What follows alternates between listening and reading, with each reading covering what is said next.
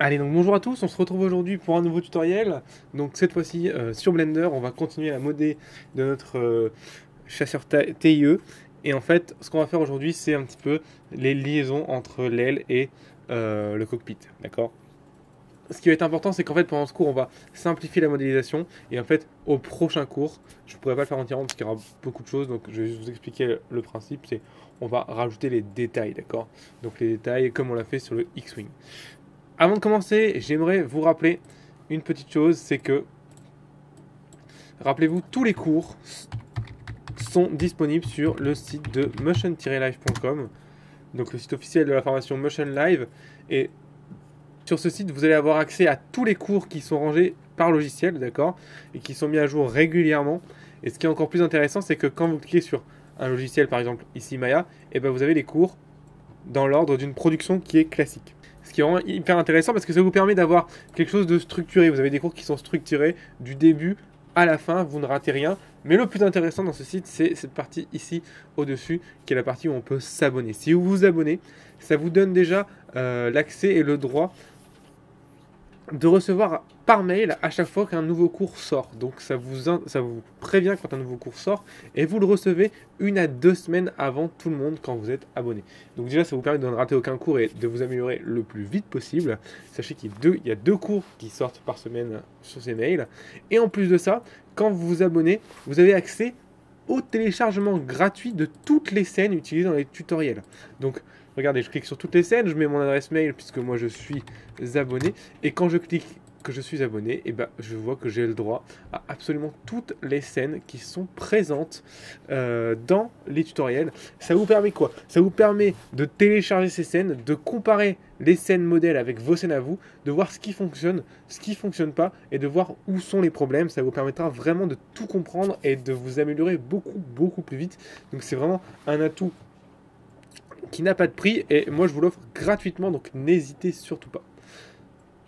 Allez, on se retrouve sur Blender, cette parenthèse étant faite, et donc maintenant on va commencer par faire la liaison du TIE Fighter. J'ai trouvé une image vraiment pas mal d'un modeling sur Blender qui, je trouve, représente vraiment très bien la jonction de l'aile et du cockpit, donc je vais m'en inspirer beaucoup pour ce tutoriel.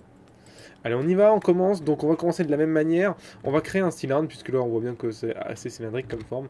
Donc hop, cylindre, un cylindre en 16 pour pas avoir trop de topologie. D'accord. Je vais venir le tourner en XY, voilà.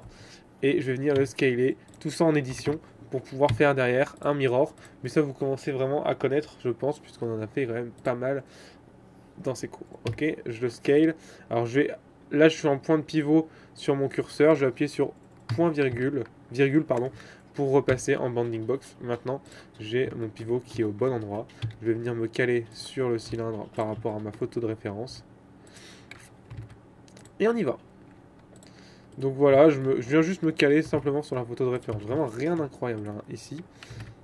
Hop, voilà. On voit ici qu'on va avoir un petit crocheté, donc une petite inset ici et inset ici. Comment faire ça? Bon, c'est très simple, vous prenez votre face, vous la reculez, hop, en X j'ai dit, voilà, ici, clac, vous appuyez sur I pour faire une inset, un scale, vous faites l'inset pour réagrandir un petit peu, allez, hop, pas une inset, pardon, hop, donc ici un scale et un ES, d'accord, et hop, alors, pour vous voyez bien, je vais activer, voilà, les raccourcis pour que vous voyez bien ce que je fais. Et après, on va continuer. Et voilà. Et ici, je vois que je vais avoir, hop, un inset, tac, et un scale. Voilà. Hop, et je vais venir supprimer la face à l'intérieur pour pas avoir de problème derrière au smooth.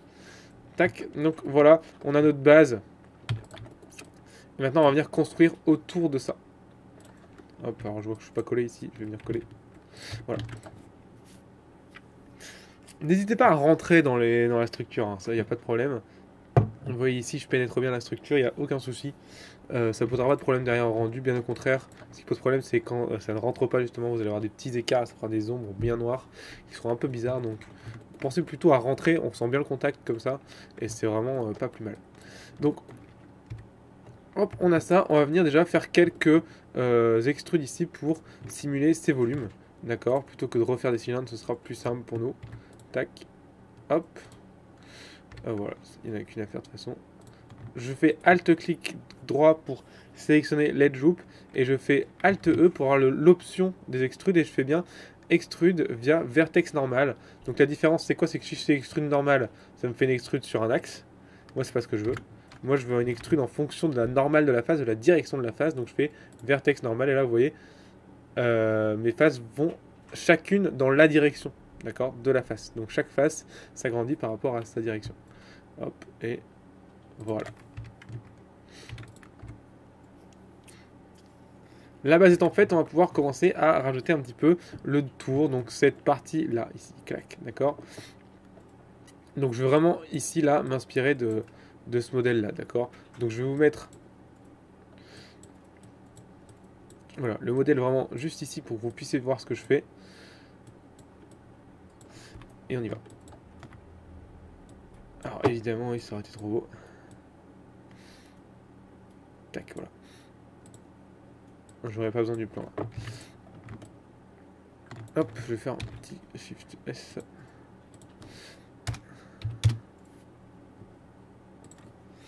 Allez, on est parti. Donc pour ça, on va mettre le curseur au centre. On va venir mettre le curseur au centre de... Non, juste le curseur au centre. Désolé, je dis des bêtises. Je vais venir créer ici encore une fois un cylindre. Mais cette fois-ci, comme vous le voyez, le cylindre il fait 1, 2, 3, 4, 5, 6, 7, 8 côtés. Donc on va venir mettre simplement 8 côtés. D'accord? Pour voir quelque chose comme ça. Non, par contre, 8 c'est 6, autant pour moi. Voilà, quelque chose comme ça. Maintenant, je vais tourner sur Y à 90. Hop, tac. Venir le mettre ici. Faire un SX. Voilà, pour vraiment avoir la bonne forme. Venir me caler sur, voilà, les faces. Et je vais venir supprimer la face de derrière. Tac. Ravancer cette face là. Tac. On voit sur le dessin ici que c'est bien, c'est moins profond que cette partie là. Donc voilà, on sera quelque part ici. Et on y va. On fait une inset pour faire la première épaisseur, une extrude, un scale. Donc, vraiment rien d'incroyable, je suis simplement ce que je vois là. Hein. Vraiment rien de bien compliqué. Et hop, c'est terminé, on a notre base. D'accord? Bien sûr, comme tout à l'heure, mirror pour l'avoir de l'autre côté. C'est vraiment important quand vous créez vos objets, si vous voulez faire des mirrors, que vous soyez bien au centre du monde. En fait, il faut que votre objet ait son origine au centre du mirror. Si en fait, le mirror sera toujours par rapport à l'origine de l'objet. Si l'origine de l'objet est n'importe où, votre mirror va pas se faire au bon endroit et vous ne serez pas calé par rapport aux autres objets. Donc faites attention à toujours créer vos objets avec le même point d'origine. Et le plus simple, c'est de faire comme on l'a fait là, avec le point d'origine au centre du monde. Allez, ceci étant dit, continuons. Donc maintenant qu'on a ça, on va venir commencer à faire un petit peu déjà quelques petits détails, d'accord, sur la surface. Mais avant, on va déjà gérer la structure ici qui vient un petit peu s'enfaler sur le cockpit pour mieux comprendre comment ça fonctionne. Donc on voit qu'on a ici en fait une juxtaposition de cubes déformés. Donc c'est ce qu'on va faire. Toujours pareil, curseur to center, on crée un cube. On se met voilà, comme ça et on y va. Alors là je vais réouvrir tac tac TNTN à chaque fois pour enlever les fenêtres hein.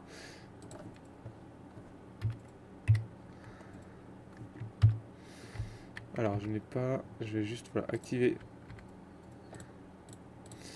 Alors je l'ai pas ici, je dois l'avoir là. Non il m'a enlevé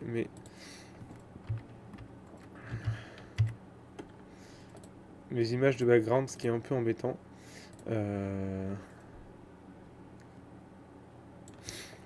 Ok. Donc on y va, donc les images c'était pareil, je sais pas pourquoi. Grave, quand c'est comme ça vous devez la replacer, c'est un peu chiant mais bon. C'est la première fois que ça m'arrive. Ça c'est assez étrange. Et donc là je vais venir voilà, faire un petit peu ces cubes qui, hop, comme ça, qui viennent. Donc comment je vais faire ça? Je vais juste déplacer des points. Simplement, mais vraiment très simplement. Donc, hop.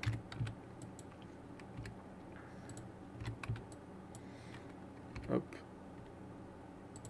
Tac, on a notre premier cube. Y.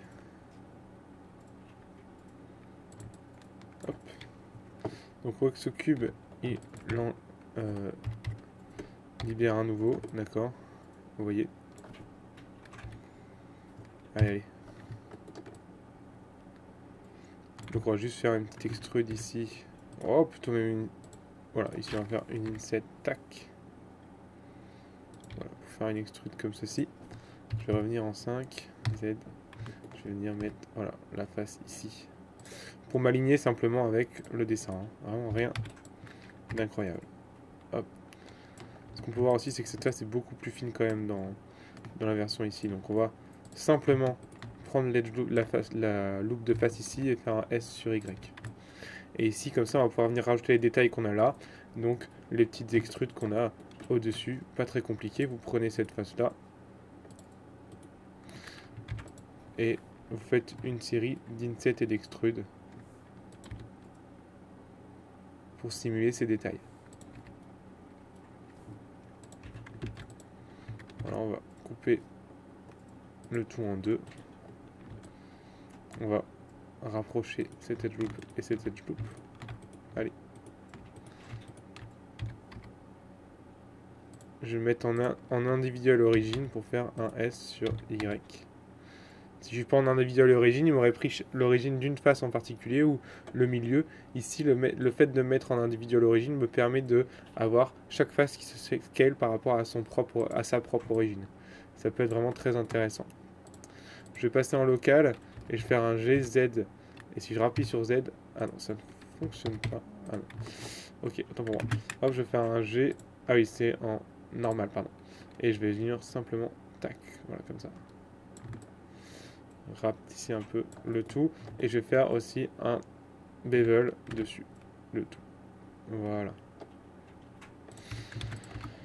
Donc voilà, on a rajouté le petit détail qu'on avait besoin ici. Tac. En fait, alors, cet objet est assez spécial puisqu'il est vraiment partout en fait. Il est au-dessus, d'accord, en dessous, gauche-droite et devant-derrière. Donc là, le miroir, on va pouvoir vraiment se faire plaisir. C'est-à-dire qu'on va pouvoir faire un miroir, voilà, comme ceci, d'accord. Hop, sur Z, comme ceci, d'accord. Et ce qui va être génial, c'est qu'on va pouvoir faire simplement un Alt D pour faire une instance liée, rappelez-vous, RX et ici 90. Donc qu'est-ce que c'est une instance liée? C'est quand je modifie un objet, l'autre se modifie aussi. D'accord? Donc voilà, maintenant on se retrouve avec les 4 liens des ailes. On commence à se rapprocher doucement du modèle, ici, qu'on voit. On voit ici qu'on a aussi, hop, des plaques qui viennent, tac, relier un petit peu le tout. D'accord? On va venir faire ça maintenant, ces plaques ici. Donc globalement, pour moi, c'est en fait un cylindre, mais avec beaucoup moins de faces. En fait, c'est comme là, 6 faces. Donc on va simplement venir créer encore une fois un cylindre, vous vous en doutez. Et toujours à 6 faces, on va faire un R, hop, bon, RY à 90. Hop, je vais juste me remettre en global ici. Puis sur CTRL espace pour enlever les flèches qui sont un peu embêtantes. Tac. Voilà, et je vais venir simplement ici. Voilà, supprimer les faces. Voilà, et ça vient jusque là à peu près. Hop, on va avoir quelque chose comme ça. Et ce qui va être intéressant, c'est qu'on va en fait avoir les faces du haut. Donc ces points-là et ces points-là qui vont en fait être plus, voilà, plus loin. Comme ça. Petite scale sur Y. Alors, je vais simplement prendre ces points-là, les scaler sur Y. Enfin, les... Hop, GY, tac. GY, tac. Voilà. Et maintenant qu'on a ça, on va venir déjà, ce qui est vraiment important, c'est de créer forcément une face ici. Donc vous prenez cet ajout, vous faites une face. Et le problème, c'est qu'en faisant ça, on a vraiment un souci parce qu'on a une face à plusieurs côtés qui n'est pas plate. Et ça, ce n'est pas possible. Donc, ou vous avez des faces à 4 côtés, ou vous avez des faces à 3 côtés. 3 côtés, attention, ça ne fonctionne pas pour le personnage et ça ne fonctionne pas non plus si vous voulez smoother votre objet. Donc, le mieux, c'est 4 côtés. Les 4 côtés, il n'y a jamais de problème. Le pire, c'est d'avoir ce qu'on appelle les n-gones, donc une face à plusieurs côtés qui n'est pas plate. Si elle est plate, on s'en fout. D'accord, on a déjà fait plein de cylindres ensemble avec les faces au bout qui étaient remplies, qui avaient 38 côtés. Mais comme c'était plat, on s'en foutait. Là, comme c'est pas plat, ça ne fonctionne pas. Donc on va simplement prendre l'outil cut. D'accord, donc c'est l'outil C. L'outil K, pardon. Et on va venir retracer les faces manquantes pour avoir un nombre de maximum 4. Donc 1 et 2. Et maintenant, on a 2 faces à 3 côtés et une face à 4 côtés, et ce sera très bien. Donc c'est vraiment très important de travailler comme ça, parce que sinon, vous allez vraiment avoir des gros soucis. Donc voilà. Maintenant qu'on a ça qui est fait, on va pouvoir simplement venir prendre cet edge-là et cet edge-là, et venir faire un bevel, parce que là, vous voyez ici, il y a une épaisseur ici. Donc bevel, tac, et ça vous permet de retourner, non pas sur une face à 3 côtés, mais à 4 côtés. D'accord? Ça apporte aussi de l'épaisseur, ce qui est pas mal du tout. Et maintenant, on va venir faire ici nos détails. Donc on voit qu'il y a des détails sur la face du haut, donc ce sera aussi sur la face du bas. Et ici, je vais faire un inset, hop. Et Alt E, extrude vertex normal, voilà. D'accord? Alors moi je le trouve... Voilà, pour moi il faudrait l'agrandir un poil, je pense. Voilà, on a quelque chose de plus cohérent déjà. Ok. On voit aussi que... En fait pour moi je ferais l'inverse. Je vais venir faire un... Hop. Attends, je vais venir faire ça. Je vais venir faire une edge ici. Allez. Ou tout simplement faire tic tac tac F. Ah non, ça ne fonctionne pas. Donc je vais faire juste ça, voilà. Et je vais faire la même chose. Ah, c'est embêtant.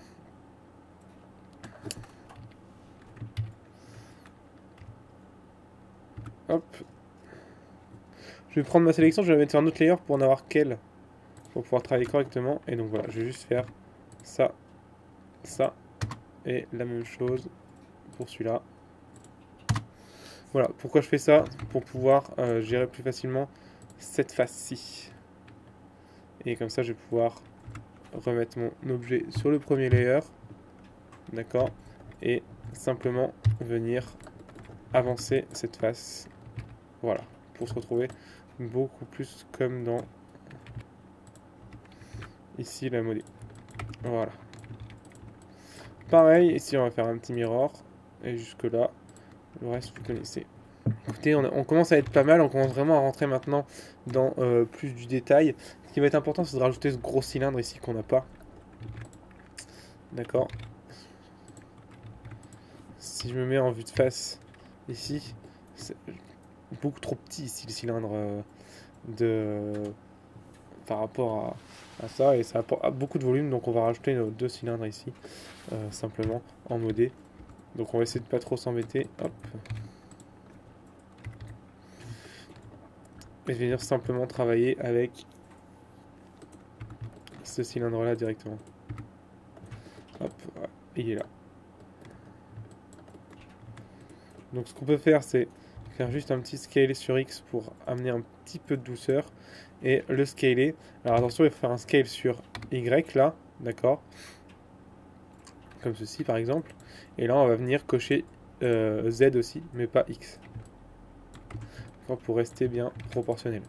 Ce qui est intéressant, c'est de venir peut-être aussi faire un bevel sur ces edges là pour pouvoir travailler voilà, quelque chose de peut-être plus arrondi comme ça, qui peut être intéressant. Rappelez-vous, la 3D c'est aussi de la création, c'est pas que de la copie, donc n'hésitez pas. Hop, on va faire la même chose ici. Je vais venir créer une edge là, créer une edge là, et je vais venir simplement prendre cette face. Allez, ah, je l'ai perdu.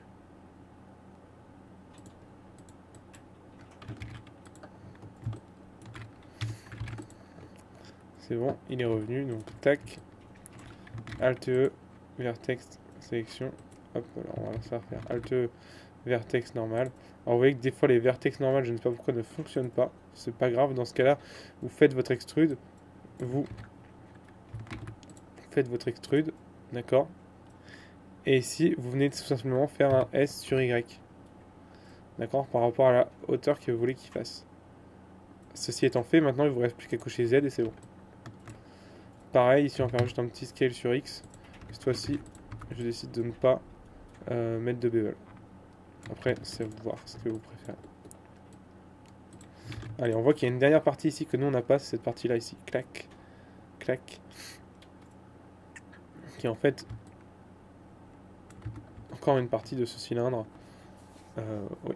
Donc on va refaire venir faire un inset comme ceci et venir tac, faire un extrude. D'accord. Et on va venir hop ici descendre. Non, peut-être on va essayer de pas rentrer, on va essayer de faire un truc comme ça. Très bien. Alors, on a quelque chose d'assez étrange quand même au niveau de la collision ici de notre... Donc ce qu'on va faire, c'est qu'on va faire ça. Hop, on va improviser aussi parce qu'on n'a pas exactement le même modèle que lui. Hein. Donc par rapport à nos plans, on a forcément des trucs un peu spéciaux. Voilà, on va venir. Voilà, faire comme ça. Et voilà, comme ça. Hop. Celui-là est un peu trop... Voilà.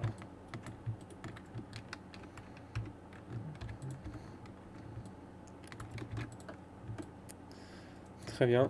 On va venir rajouter peut-être un peu d'épaisseur. Ouais, pour simuler encore ce petit truc qu'ici nous on n'a pas. Quoique.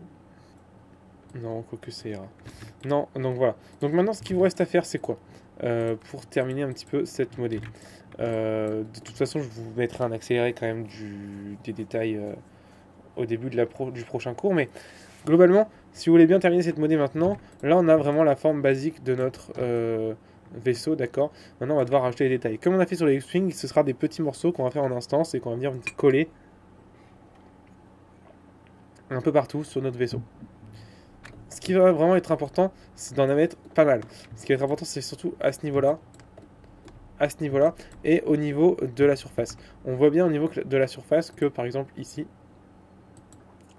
la surface est par exemple crantée. Donc tout ça, ça peut se faire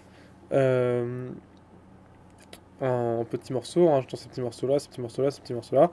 Et par contre, le fait que la surface ici soit avec des joints, ça par contre on le fera au rendu, donc vous embêtez pas là-dessus. Juste ne pas faire ça en modé, c'est trop de complications pour ce qu'on doit faire. Par contre ça là vous pouvez le faire en modé, enfin tout le reste vous faites en modé. Je vais vous montrer d'autres voilà, rendus. On s'était plus basé sur celui-là pour la modé du cockpit, donc voilà, vous voyez bien. Les petits détails, voilà, les raies ici, tac tac tac tac sur les ailes, ça par contre vous pouvez le faire, c'est pas très compliqué. Et voilà, hop, inspirez-vous aussi du plan pour voir un petit peu ce qu'il faut faire. Alors, n'oubliez pas les deux canons aussi à rajouter, sinon votre vaisseau ne pourra pas tirer, ce qui serait quand même bien dommage. Donc voilà, donc moi je vous retrouve la semaine prochaine pour terminer les détails, renommer et en gros avoir notre vaisseau prêt pour le layout. Et puis on aura vraiment nos deux vaisseaux de terminer en modé. On n'aura plus qu'après à faire les UV de celui-ci, qui seront pas compliqués, puisque de toute façon on l'a déjà vu, on a déjà vu comment faire des UV sur notre X-Wing, donc rien de difficile. Sur ce, moi je vous dis, je vous souhaite du bon courage, amusez-vous surtout bien, c'est très important. Et puis moi je vous dis à la semaine prochaine pour voir un petit peu les détails, peut-être commencer les UV, on verra si on a le temps. Dans tous les cas, je vous dis bon courage et bye bye, allez merci.